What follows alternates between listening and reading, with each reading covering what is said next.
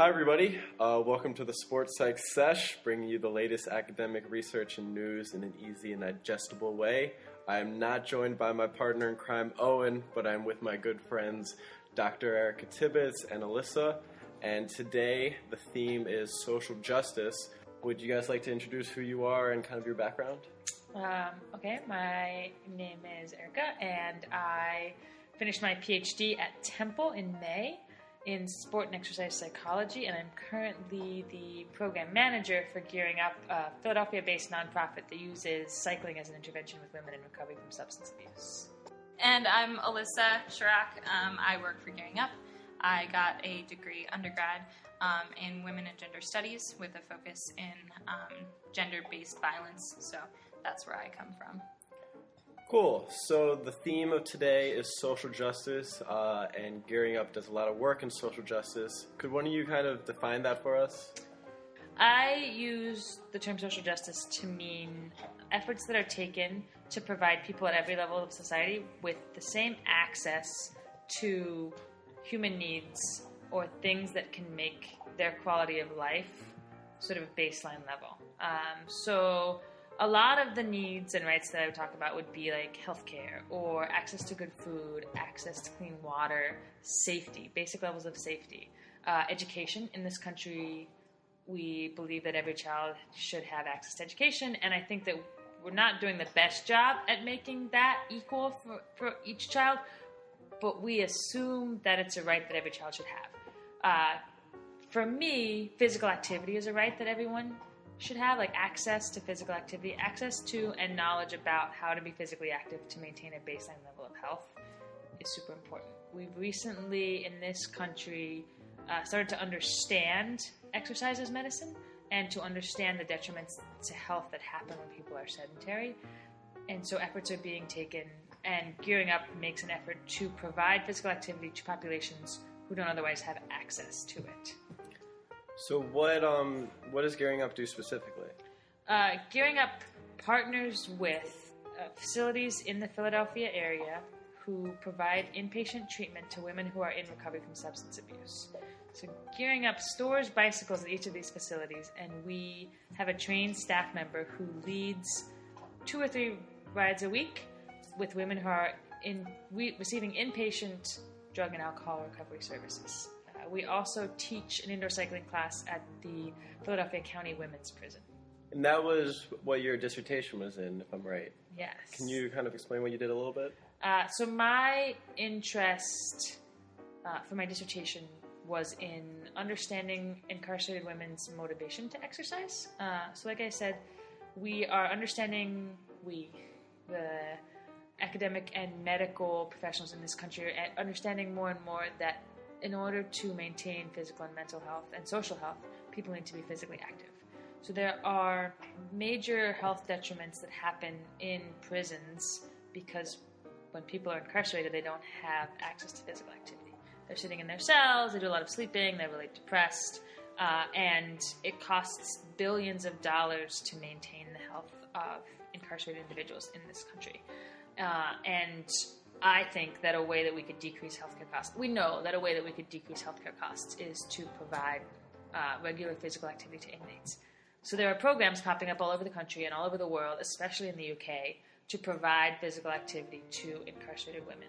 However, we're starting to know from research that even though those programs exist, not everyone wants to take part in them. And I wanted to figure out, at least in Philadelphia, at the prison where Gearing Up works, why are women engaging in exercise or why are they not? And I used self-determination theory as a model for understanding why incarcerated women might be motivated to exercise. Self-determination theory says that people who are intrinsically motivated to do an activity are more likely to do it. And intrinsic motivation stems from feeling relatedness, competence, and autonomy.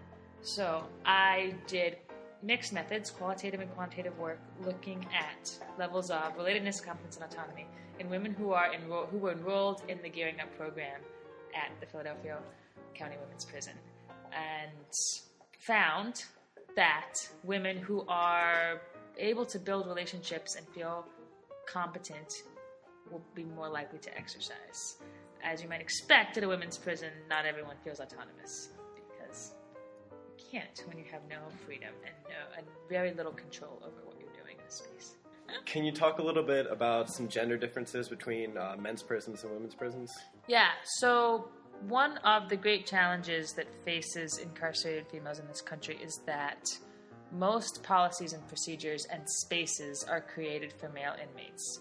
Women represent only about 7% of the incarcerated population, but the number of women is increasing rapidly in prisons, and the number of men who are being incarcerated every year is actually decreasing. And women in prison suffer from not having policies and procedures in place that cater to their experiences and their needs. For instance, women are often fed the same diet as male inmates. They receive 2,500 to 3,000 calories a day, which results in rapid weight gain. They are also not given psychological services that are designed with females in mind, and they're often placed in spaces that are sort of cobbled together. So most male prisons have a gym, have a yard. It's a sort of stereotypical thing you see on movies, where men are out playing basketball, they have weights to lift, they have a gym, and women don't have access to any of those things.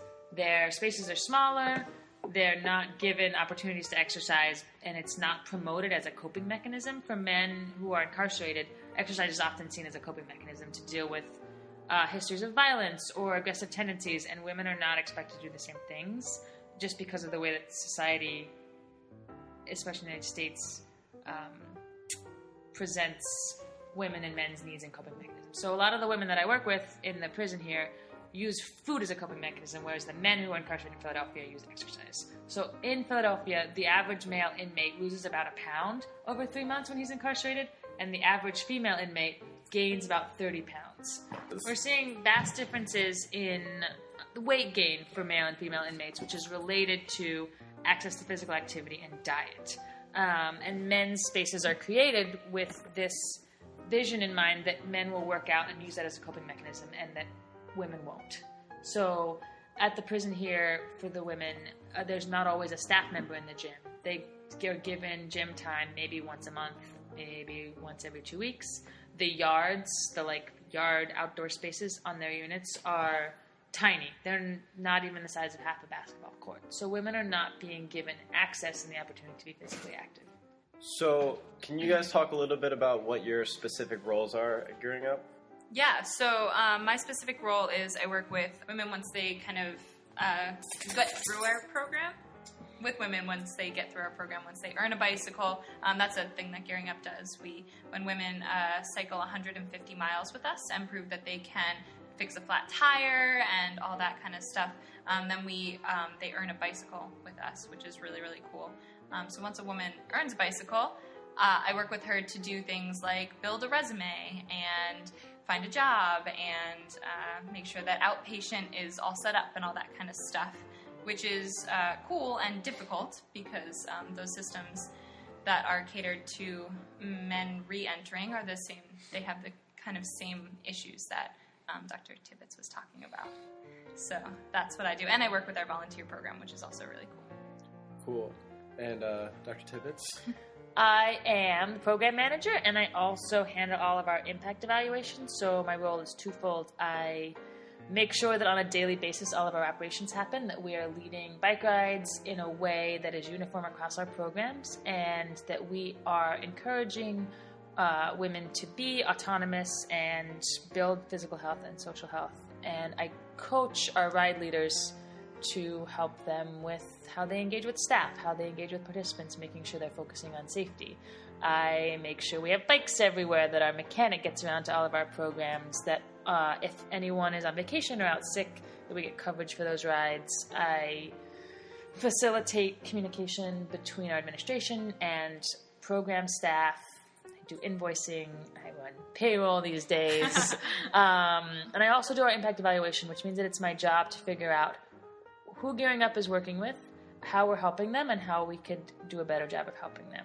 And in order to do this, we hand out surveys when women enroll, and then we give them surveys again when they earn their own bicycles, which happens after they've ridden 150 miles. We also do focus groups once a year, and we try to call all of the women who earned a bike in a year and ask them where they are a year out from owning a bicycle. In order to do this, I usually have 1 or 2 interns at a time, and I spend a lot of time with spreadsheets and entering data. You talked about the uniformity of the rides. Can you walk us through one of those rides and what happens? Yeah, so I run rides at one of the locations that we work out of, and what we do is we store bikes at those facilities. So I have a set time that I go to that facility. Say it's at 3 o'clock on a Wednesday, and I go every 3 o'clock on a Wednesday, and we kind of rally the troops. We get everybody together. We make sure all the bikes are safe, they're rideable, they're ready. We make sure everybody has helmets that fit, and everybody is aware of the rules of the road and all that kind of stuff. And then we kind of stand in a circle with our bicycles, and we say something that we're leaving behind. We call it clearing. And what that does is kind of put everybody in an emotional state, kind of ready to talk about how they're feeling, ready to kind of connect to one another, but also ready to have a good time, ready to admit, I'm stressed out today, but I want to have a good time. I want to hang out with everybody. So that's what we do. And then we go on a bike ride. It's usually about an hour long.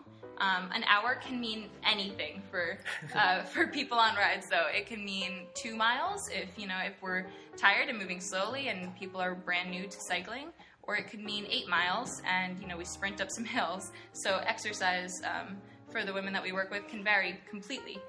So in 1 hour we could do plenty of things. And then we come back and we basically say what we brought back with us. We hope that it's something positive.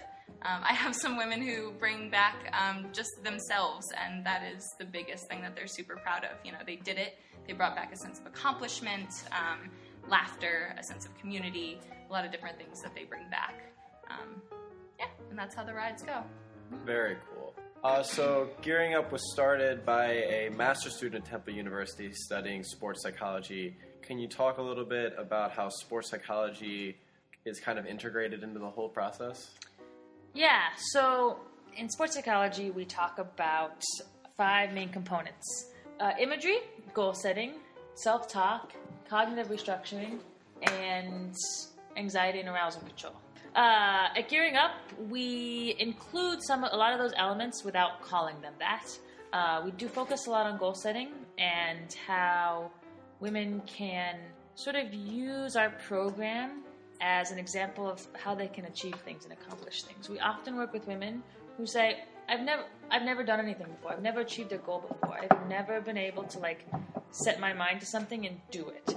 So when they are able to ride with us, ride 150 miles and earn a bicycle, they feel really accomplished, and reaching that goal can transfer to other areas of their life. We do this clearing thing that Alyssa talked about at the beginning of every ride, where we make sure that everyone becomes aware of their emotions, and in a way that translates to anxiety and arousal control, and that women can become aware of how they're feeling and really monitor their internal emotions throughout the ride and be able to, we see shift in how people approach riding after they've been on a few rides with us, and that they're better able to monitor the emotions, bring something back that's positive at the end, and really gather the benefits of exercise that I think without that emotional awareness we wouldn't be able to do.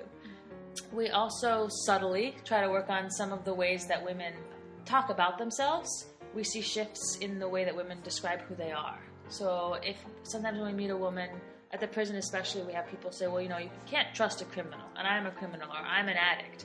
And then we can see their identity shift to, oh, I'm an exerciser, I'm a bike rider, this is how I identify, and it's different from the mentality they came in with. So that sort of shift in self-talk and self-presentation can be really important, and they get that through us helping them talk about themselves and helping identify strengths that they have. It would be a little bit of a stretch to say we use imagery, but we do sometimes when we're teaching an indoor cycling class talk about oh, you're climbing a hill now.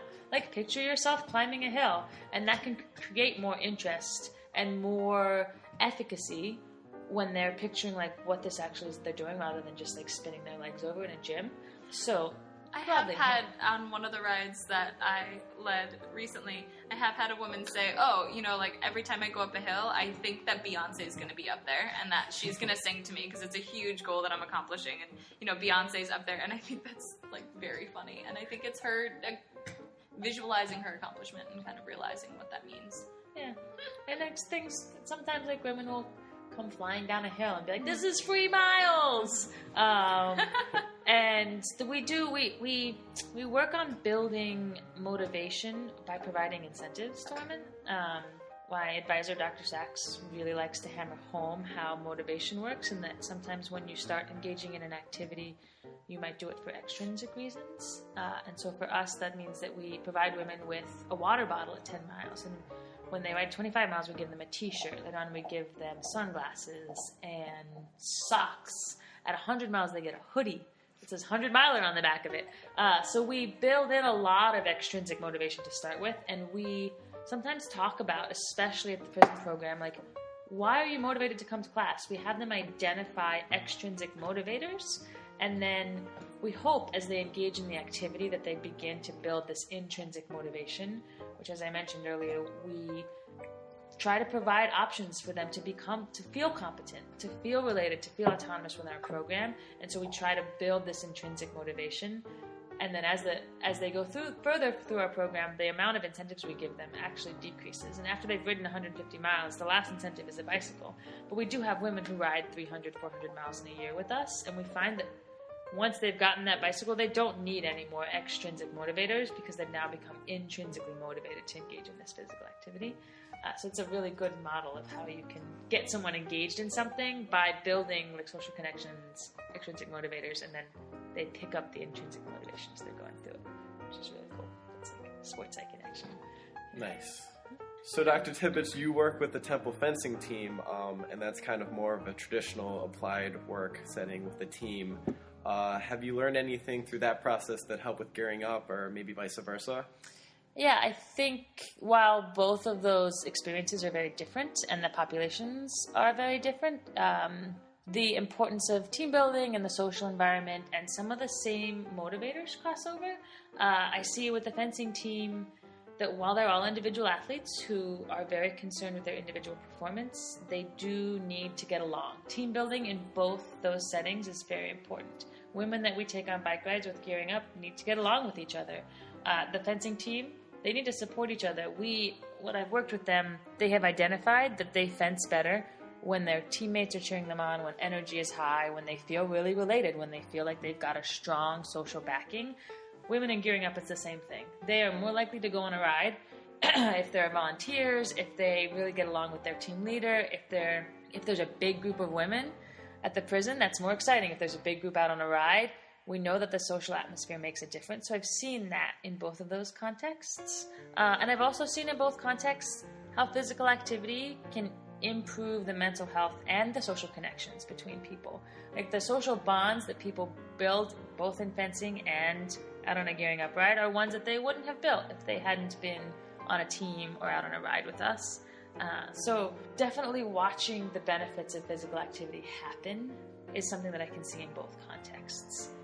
And I do know that for college athletes, they get very stressed out sometimes, but I can watch that stress sort of melt away from them when they're competing or when they're at practice, when they're engaging in a sports psych session with me.